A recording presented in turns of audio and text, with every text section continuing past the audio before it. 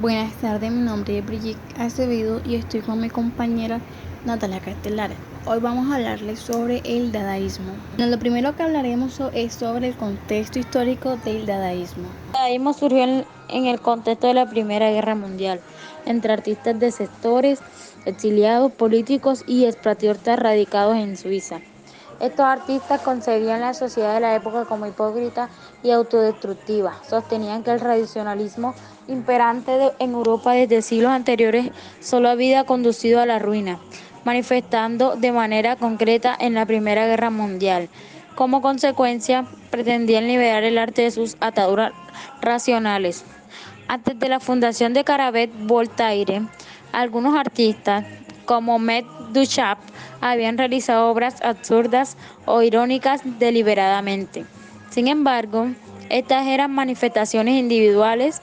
El Dada reunió ese espíritu crítico, antiartístico y antiliterario en un movimiento que se oponía a todas las reglas, tanto sociales como artísticas. ¿De qué trata el movimiento? El dadaísmo es un movimiento artístico y literario de vanguardia que tuvo lugar en la primera mitad del siglo XX. Se toma como punto de partida el año de publicación de la manifestación inaugural escrito en 1916 por Hugo Ball. Sin embargo, antes de ese año ya habían tenido lugar en las manifestaciones artísticas que pueden ser calificadas de dadaístas, tales como los Readimade de Marx Duchamp. Ese movimiento formó parte de las llamadas vanguardias históricas y tuvo una gran influencia en el desarrollo del arte contemporáneo. Características del dadaísmo. Las principales características del dadaísmo son las siguientes. 1. Consideraban el movimiento como un estado de ánimo, más que como una propuesta artística determinada, con actividades sin sentido.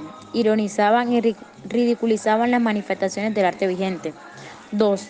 Renunciaron a las técnicas artísticas tradicionales, incorporaron el uso de materiales industrializados de uso cotidiano, azarosos o absurdos. 3. Marcel Duchamp, un artista francés, introdujo el concepto de ready-made, un objeto cualquiera que se transforma en obra de arte al ser nombrado así por el artista.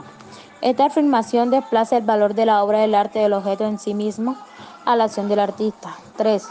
Buscaban escandalizar a los espectadores y provocar una reacción emocional o intelectual. 4.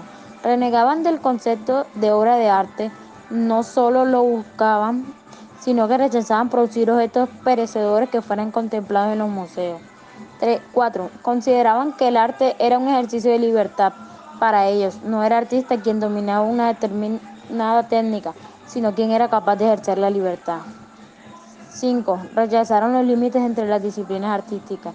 Un objeto o una acción dada no puede ser clasificado como pintura, escultura, poesía, etc., ya que los dadaístas consideraban que las obras eran resultados de una acción casual de ejercicio de libertad. 6. Expresaron sus ideas en una serie de manifiestos escritos por Tristan Tarzan. A partir de 1916, en esos documentos, el artista realizaba una fuerte crítica a la sociedad, la ciencia y el arte de la época, y comunicaba el espíritu subjetivo, antilógico y antirracional del movimiento. También expresaba sus contradicciones internas como parte de la libertad que sostenían los dadaístas. 7. Tuvo mucha influencia en movimientos posteriores, por ejemplo, en el surrealismo, así como en el modo de entender el arte. Visión del mundo que tenían los representantes del dadaísmo. El dadaísmo se caracterizó por rebelarse en contra de las convenciones literarias y especialmente artísticas, por burlarse del artista burgués y de su arte. Obras sobresalientes y sus representantes. Hugo Ball, 1886 a 1927. Tristan Tzara, 1896 a 1963. Francis Picabia, 1874 a 1953. Marcel Duchamp, 1887 a 1968.